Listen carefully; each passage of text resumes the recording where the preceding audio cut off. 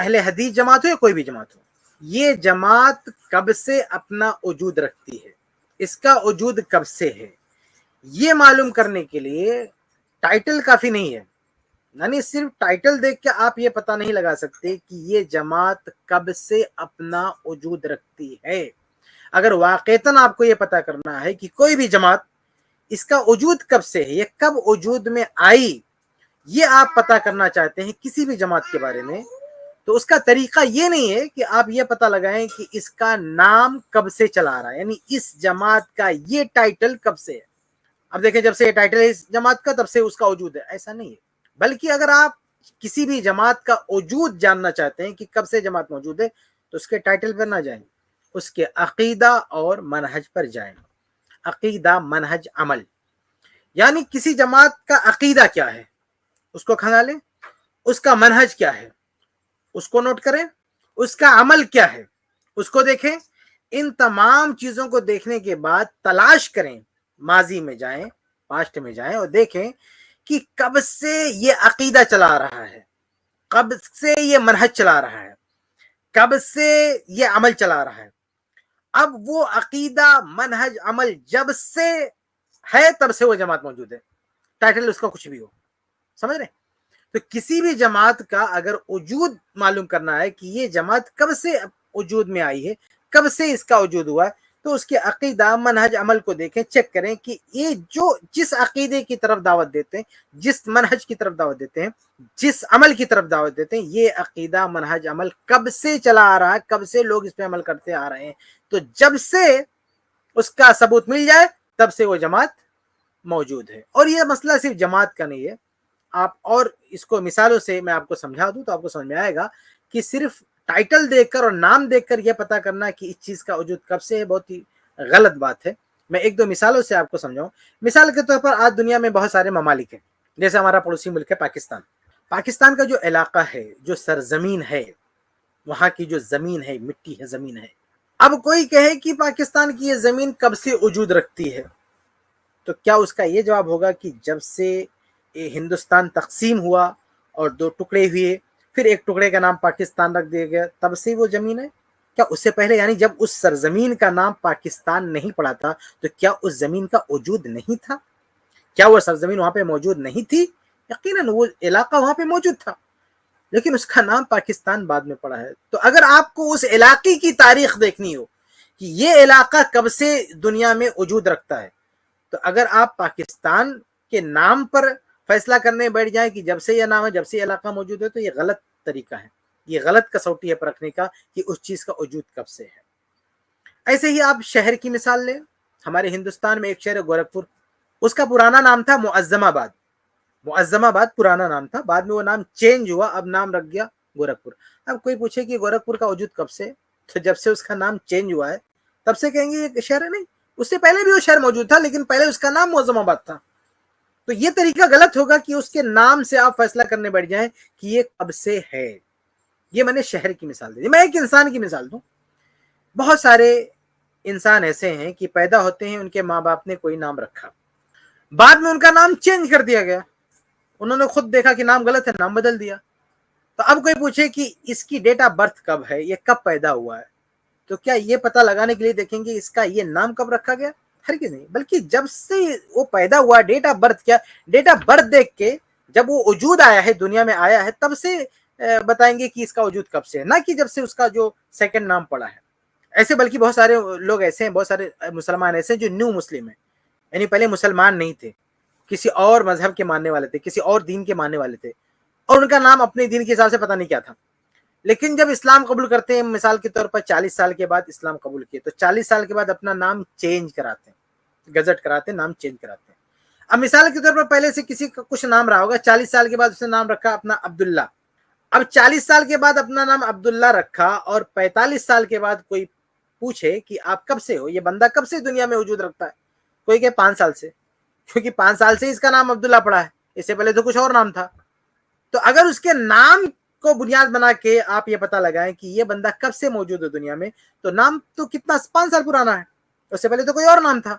تو یہ غلط طریقہ ہے یہ پتہ لگانے کا کہ یہ بندے کا وجود کب سے ہے، اس کے نام کو بنیاد بنا کے پتہ لگانا کہ یہ بندہ کب سے، یہ غلط طریقہ۔ صحیح طریقہ کیا ہے کہ آپ اس کے پورے وجود کو بنیاد بنائیں کہ یہ بندہ ہے، یہ جیتا جاگتا انسان ہے، یہ انسان اس دھرتی پر کب آیا، کب یہ پیدا ہوا، اس وقت سے آپ پتہ لگائیں گے کب سے اس کا وجود ہوا، تب صحیح جواب آپ کو ملے گا کہ بندہ کب سے۔ نام کو بنیاد بنا کے آپ تحقیق کرنے جائیں گے تو پھر آپ غلط راستے پہ چلیں گے۔ ایسے مذہب کی مثال، ہمارے یہاں ہندو مذہب کا جو سناتن دھرم ہے، پرانا نام ہے، ایک نیا نام یعنی عرف میں ایک نیا نام اس کا ہندو مذہب ہے۔ ہندو مذہب یہاں کی سرزمین کو، یہاں کی علاقے کو ہند کہتے، تو اس حساب سے ان کو ہندو مذہب، ان کے اس علاقے کے ماننے، جس مذہب کو ماننے والے تھے اس کو بھی ہندو کہا جانے لگا، یہ عرف میں ایک چیز مشہور ہو گیا۔ تو اب بعد میں اس دھرم کا نام ہندو دھرم رکھ دیا گیا، تو اب کہیں گے کہ ہندو کب سے پرانا ہے، تو اس ورڈ پہ جائیں گے کہ جب سے یہ ورڈ ہندو آیا ہے، جب سے مذہب پرانا نہیں، بلکہ آپ اس سے بھی پیچھے جائیں گے جب یہ ورڈ، اس دھرم کا یہ نام نہیں تھا، ہندو نام نہیں تھا، کچھ اور نام تھا، آپ اس سے بھی پیچھے جائیں گے۔ لفظ ہندو نہیں فیصلہ کرے گا کہ یہ دھرم کب سے ہے، بلکہ اصل اس دھرم کے جو عقیدہ ہے، جو اس کا منہج ہے، جو اس کا طور و طریقہ وہ کب سے ہے، وہ اس سے فیصلہ ہوگا کہ یہ دھرم کب سے ہے۔ ایسے یہی معاملہ مسلک کا ہے۔ آپ کسی مسلک کی تاریخ جاننا چاہتے ہیں، وہ اہل حدیث سے مسلک ہے، کوئی بھی مسلک ہو، اگر آپ اس کی تاریخ جانتے ہیں، کوئی مسلک ہے، جماعت ہے، اس کی تاریخ جاننا چاہتے ہیں، تو آپ اس کے ٹائٹل کو بنیاد بنا کے ریسرچ نہیں کریں گے، بلکہ آپ اس کے عقیدے، منہج، عمل کو بنیاد بنا کے ریسرچ کریں گے، تب آپ صحیح نتیجے پر پہنچ پائیں گے۔ اور اگر آپ اس کے نام کو بنیاد بنا کے تحقیق کریں گے تو آپ غلطی پر ہو سکتے ہیں۔ کیوں؟ کیونکہ یہ بھی ہو سکتا ہے کہ کسی بندے نے نام پرانا رکھا، کوئی جماعت ہے جس نے اپنا نام تو پرانا رکھ دیا، لیکن اس کا عقیدہ، عمل، منہج سب نیا ہے، سب کچھ نیا ہے اس کا۔ ہاں، اس کا نام پرانا رکھ دیا اس نے، تو نام پرانا رکھنے سے وہ چیز پرانی ہو جائے گی؟ ہرگز نہیں۔ کوئی اپنا نام، پرانے کسی مسلک کا نام، آج کی کسی مسلک کوئی پرانا نام رکھ لے تو پرانا نہیں ہو جائے گا۔ صرف نام رکھنے سے اس کو پرانا نہیں کہیں گے۔ جیسے دیکھیں کچھ لوگ ہیں، بہت ساری جماعتیں جو اپنے آپ کو کہتے ہیں ہم سے مسلم ہیں، کئی ایسی جماعت ہے جن کی آئیڈیالوجی الگ الگ ہے، وہ اپنے آپ کو مسلم ٹائٹل دیتے، مسلم۔ جیسے ایک جماعت ہے باقاعدہ جماعت المسلمین، اپنے آپ کو ٹائٹل دیتے جماعت المسلمین، جبکہ ان کا عقیدہ، منہج سب کچھ نیا ہے، سب کچھ الگ ہے۔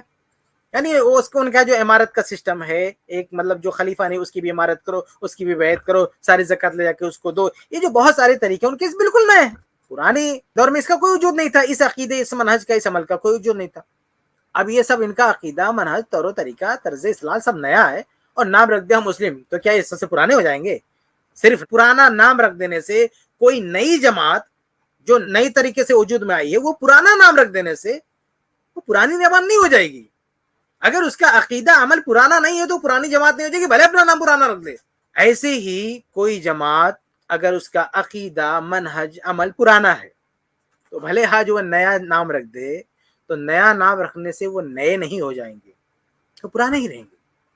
جیسے اہل حدیث جماعت ہے، اب اہل حدیث جماعت کا اب اس اصول کی روشنی میں، یعنی میں نے آپ کے سامنے یہ اصول پیش کر دیا کہ کسی جماعت کے بارے میں پتہ کرنا ہو کہ یہ کب سے ہے، تو آپ کیا کریں گے؟ اس کے نام کے پیچھے نہیں جائیں گے، کیونکہ اس کے نام کے پیچھے پڑھ کے تحقیق کریں گے تو غلط رخ پر آپ کی تحقیق ہوگی، آپ صحیح رزلٹ تک نہیں پہنچ پائیں گے۔ آپ کسی بھی جماعت کے بارے میں ریسرچ کرنا ہو کہ کب سے ہے، تو آپ اس کے عقیدہ، منہج اور عمل پر ریسرچ کریں کہ یہ کب سے ہے۔ تو اس اصول کی بنیاد پر اگر ہم جماعت اہل حدیث کو پرکھتے ہیں، تو جماعت اہل حدیث کا عقیدہ، جماعت اہل حدیث کا منہج، جماعت اہل حدیث کا عمل، یہ سب اللہ کے نبی صلی اللہ علیہ وسلم کے دور میں موجود ہے۔ جماعت اہل حدیث کا کہنا ہے اور ماننا ہے کہ ہمارا عقیدہ وہی ہے جو اللہ کے نبی کا تھا، صحابہ کا تھا۔ جماعت اہل حدیث کا منہج کیا ہے؟ ان کا کہنا ہے ہمارا منہج وہی ہے جو صحابہ کرام کا منہج تھا۔ جماعت اہل حدیث کا عمل کیا ہے؟ ہمارا عمل وہی ہے جو صحابہ کرام کا عمل تھا۔ تو ان کا اگر آپ عقیدہ، عمل، منہج دیکھیں تو یہ عقیدہ، عمل، منہج اپنا وجود رکھتا ہے اللہ کے نبی صلی اللہ علیہ وسلم کے زمانے میں۔ جیسے میں ایک عقیدے کے بارے میں چھوٹی سی مثال دوں، اللہ کہاں ہے؟ صحیح مسلم کی حدیث اٹھا کے دیکھیں کہ اللہ کے نبی صلی اللہ علیہ وسلم نے ایک بادی سے پوچھا این اللہ، اللہ کہاں ہے؟ فاشارت الی السماء، آسمان کی طرف اس نے اشارہ کیا۔ یہ اہل حدیث کہتے ہیں ہمارا یہ عقیدہ کہ اللہ عرش پہ مستوی ہے، اللہ اوپر ہے۔ جو اس بادی نے جواب دیا اور اللہ کے رسول نے اس کی تائید کی، اس کے جواب کی، تو یہ وہ عقیدہ ہے جو صحابہ کے دور میں موجود تھا۔ آج لوگ کہتے ہیں اللہ ہر جگہ، ظاہر سی بات ہے یہ عقیدہ بعد کا بنایا ہوا ہے۔ تو اس عقیدے کے ماننے والے پورا بعد کے لوگ ہیں، نئے لوگ ہیں.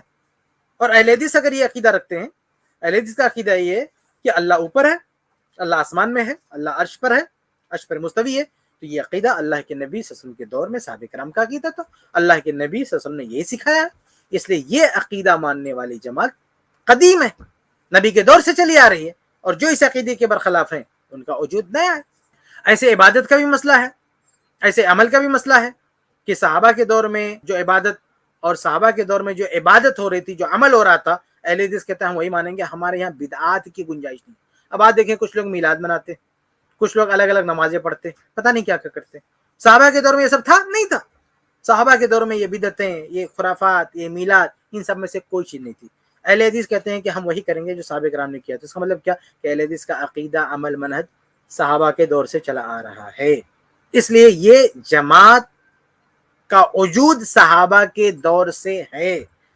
رہی بات ان کے ٹائٹل کی، لفظ اہل حدیث کی، تو اگر کوئی یہ مان بھی لے کہ اہل حدیث کا ٹائٹل یہ آج دیا ہوا ہے، اگر حالانکہ اہل حدیث کا ٹائٹل بھی سب سے قدیم ہے، سب سے پرانا ہے، یعنی جتنے بھی مسلکی جماعتی نام ہے نا، اس میں سب سے قدیم نام اہل الحدیث کا ہے، یہ سب سے پرانا نام ہے. بعد میں لوگوں نے نئے نئے نام رکھے. لیکن اگر سپوز فرض کر لیں کہ کسی نے 1 سال پہلے اس جماعت کا نام رکھا اہل حدیث، تو اگر کسی شخص نے ایک ایسی جماعت جو نبی کے دور سے موجود ہے اور 1 سال پہلے اس کا ایک نیا نام رکھ دیا، تو نیا نام رکھ دینے سے وہ جماعت نئی نہیں ہو جائے گی. جیسے کوئی آدمی 60 سال سے دنیا میں چل پھر رہا ہے، 60 سال کے بعد اس کا کوئی نام چینج کر دے، کسی اور نام کو عبد الرحمن نام سے بدل دے، تو یہ نہیں کہیں گے کہ عبد الرحمن کل پیدا ہوا ہے، نہیں، وہ 60 سال پرانا ہے. یہ نہیں کہیں گے اس کی ڈیٹ آف برتھ 1 سال ہے یا 1 دن ہے، نہیں، وہ 60 سال کا ہے، بھلے اس کا نام آج کچھ بدل دو. تو ایسے جماعت اہل حدیث اللہ کے نبی صلی اللہ علیہ وسلم کے دور سے چلی آ رہی ہے. بھلے آپ مان لیں کہ آج ہی اس کا نام اہل حدیث پڑا ہے، لیکن یہ ماننے سے یہ لازم نہیں ہوتا کہ وہ جماعت آج وجود میں آئی ہے. تو خلاصہ یہ ہے کہ کسی بھی جماعت کے بارے میں اگر آپ کو یہ ریسرچ کرنی ہے، یہ معلوم کرنا ہے، یہ تحقیق کرنی ہے کہ وہ جماعت اپنا وجود کب سے رکھتی ہے، کب سے وہ جماعت موجود ہے، تو آپ اس کے نام کو بنیاد بنا کے ریسرچ کریں گے تو صحیح نتیجے تک نہیں پہنچیں گے. آپ کو ریسرچ کرنی ہے تو یہ دیکھنا ہے کہ اس کا وجود کب سے ہے، اس کا عقیدہ، عمل، منہج کب سے ہے. جب سے اس کا عقیدہ، عمل، منہج ملا، تب سے اس جماعت کا وجود مانا جائے گا.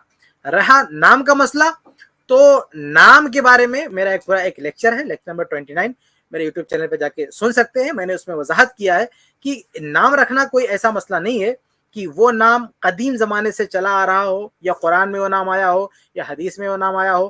اگر کسی جماعت کے اندر کوئی خوبی ہے، کوئی صفت ہے، اس صفت کی بنیاد پر کوئی بھی جماعت اپنا کوئی بھی نام رکھ سکتی، بس وہ نام قرآن و حدیث کے خلاف نہیں ہونا چاہیے.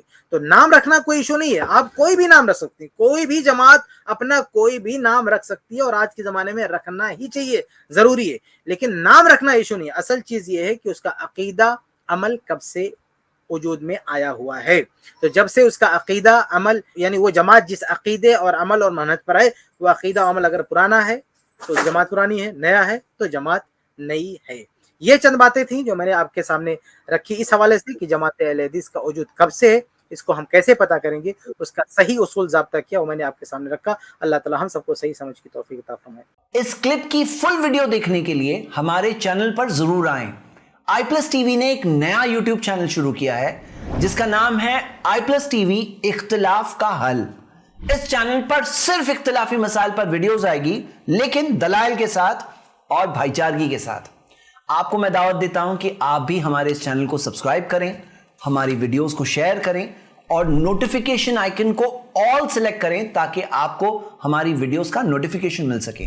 جزاک اللہ خیر، والسلام علیکم ورحمۃ اللہ.